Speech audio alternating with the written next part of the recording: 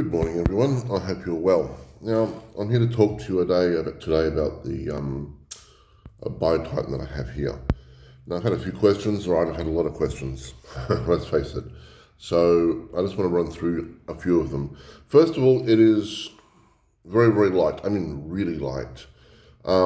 Every single piece is hollow except for the head, and that's because it's just too small.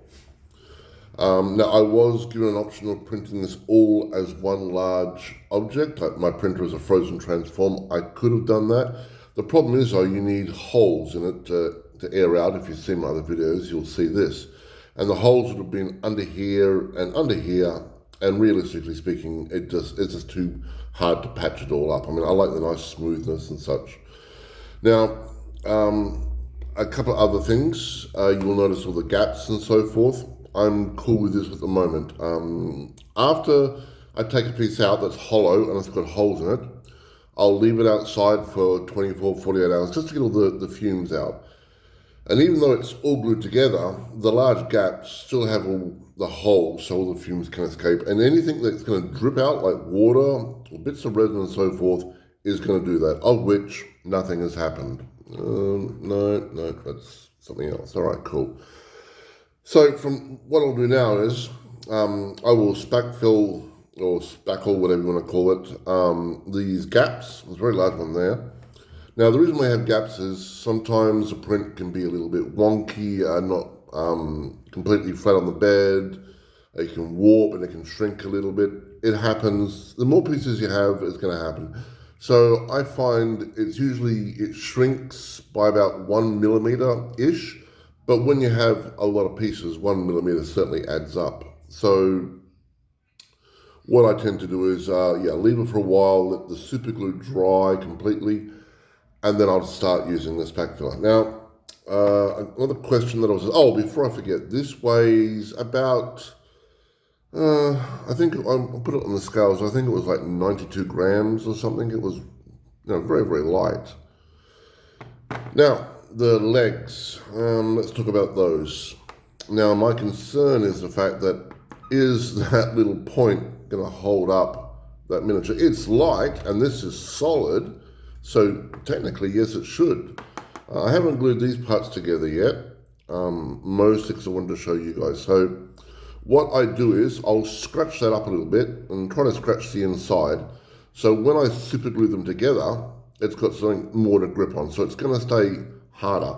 And then in previous videos, if you've seen, what I do is I put a little bit of super glue on there and baking powder, which acts like concrete, and it really sticks them all together. So believe it or not, those little tiny gaps are actually a blessing in disguise. Now, once the legs are all done, and the arms are done as well, once again, not put together yet, and you'll notice that there's a gap there as well. This resin is a little bit flexible, so I can actually bend it around. So I got that there like that, and I can just bend it around and get it like that. So it's a very, very flexible resin, which is handy. All right, so how do we put it all together, and how do we, make sure it's all perfectly fine? So what I'm going to do is, the only parts I'm actually going to glue at the moment are the mandibles that go on the front, the two big mandibles. Apart from that, I'm not going to glue the legs on or the arms on at the moment. So it comes to the point where moving this and carrying it around, especially to games and so forth, gets harder and harder because it is huge.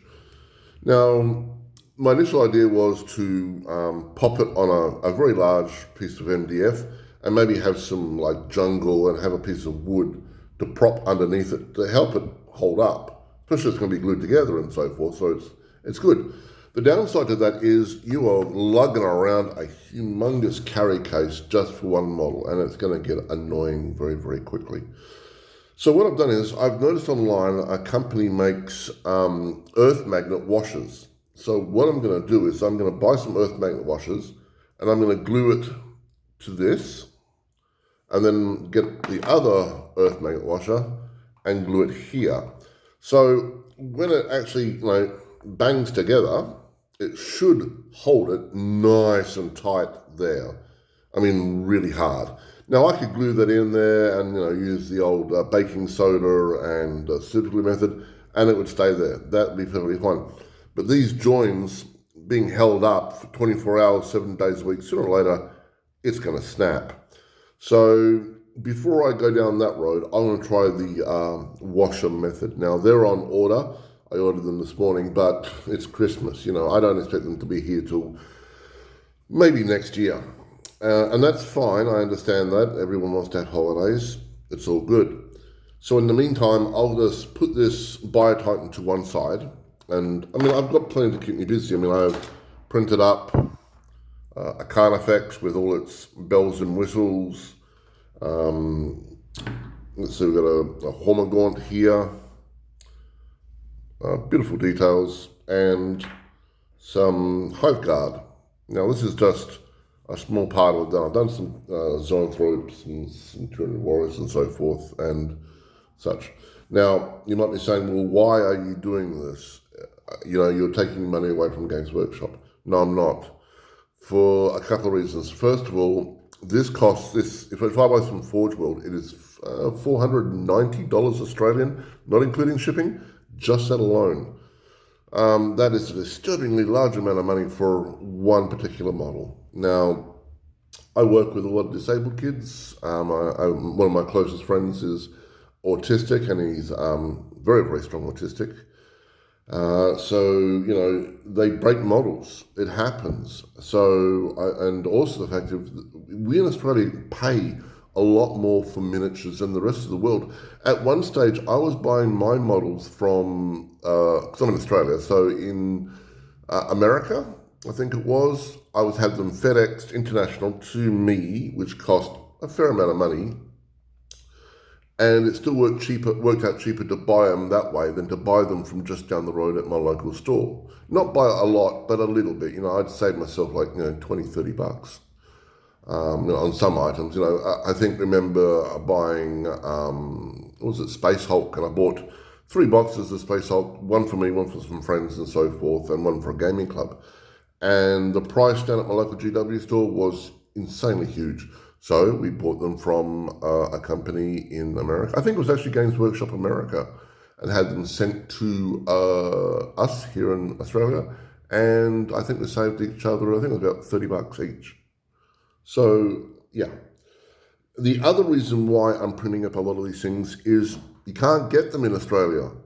To find Tyranid Warriors is like next to impossible. Hiveguard, I put on click the little button for email me when they're back in stock. Hey, they arrived back in stock in Australia. And less than 7 minutes later, hey, we're out of stock of these again. So, you've got to be Johnny on the ball to really sort of know when they're there and then click them and buy them straight away, or you miss out. So my Hiveguard are not too bad getting focus. They're pretty detailed and such. I've got some Zoanthropes over here which I printed overnight, and I've also got some bits here for Tyranid Warriors, so I'm going to try them out. I think the Tyranid Warriors are going to be a little small. I think they're going to be, I think I need to reprint them about 20% more. But we will see. And as for the Zoanthropes, I found this quite interesting. So, let me show you there. That, and there's a head. All right, so the head is from one place, and the body is from another. But together, they go quite well. So, I found a place that does these amazing, like torso, hands, everything. The head on it sucked balls, so it was just terrible. It was like, really, really bad. So, I found another site that has amazing heads, but the bodies were just disgusting. So what I've done is I've just sort of combined the two, and I'll just stick them together like that. And the front part, the head with the spiky crown is in here somewhere. Where are we? Oh, I should have put this earlier. Okay, so yeah, there's the head for it as well. So I'll stick that on there like that.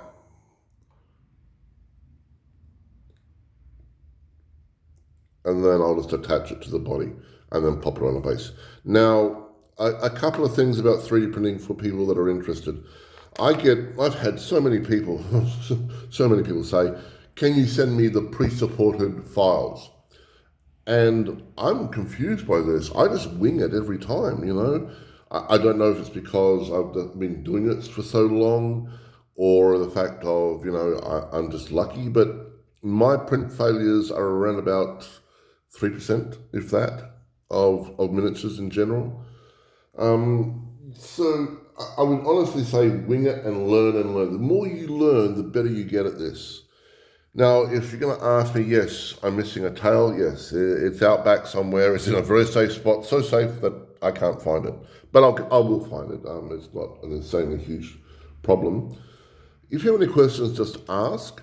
After this, I'm printing up the Dimerodon, I think it's called, which is the other one from Forge World with the twin claws. After that, I'm going to either take a break, or I might just do some nice dragons for where I am and so forth. Or what I'll do is I'll start doing the Harridan. The Harridan is insanely huge. I mean, it is massive. So I might need more resin. So I might wait until I've got more resin.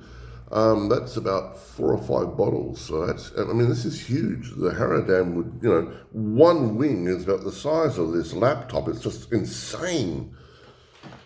But people that know me personally know the fact that I like to print insanely huge. I mean, insanely huge.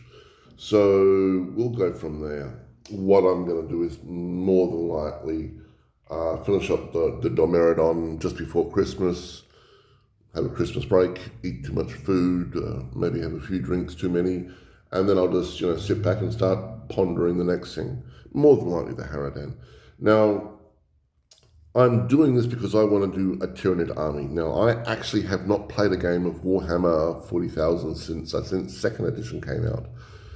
And I'd like to play some games. Now, this means the fact that a lot of normal games and so forth at clubs and such, I can use these miniatures. Using these miniatures in a GW store isn't going to happen. I can use them in tournaments, but I can't use them in the store. So that limits me. So at some stage, I will. So the idea is to make an entire Tyranid army 3D printed. Dirt cheap. It'll cost me about 5 bottles of resin total, or 5 litres of resin total. But I will start buying miniatures down the line, just slowly but surely. So that way I can at least have an army that I can play in GW stores. And people get confused. Why are you printing everything and why are you buying from the shop? The simple fact is, I love GW, man. I grew up with these models. I started in 1983 and I've never looked back. Problem is, though, that the prices just keep getting higher and higher, and my wallet isn't, increasing with it, so it gets harder and harder. If anyone has any questions, please ask. I will answer them to the best of my ability. I did a video a while ago saying that, 3D printing isn't as good as Games Workshop, and I was very wrong with that. I'm printing on a Frozen Transform that isn't mono, it's just a normal LCD screen, and I'm getting amazing details. Hopefully next year, I will get myself, scrape and save badly, and I will get myself one of these 8K and try from there. I mean, there's a new one out that's about the size of the Frozen Transform, and it's an 8K. And I'm so hungry to try it out, just to see how much it can do and how well it can do it. So, I think I've babbled on enough for here. You have a wonderful day, and I shall catch you later. Any problems, just ask. I'm happy to help where I can. Bye.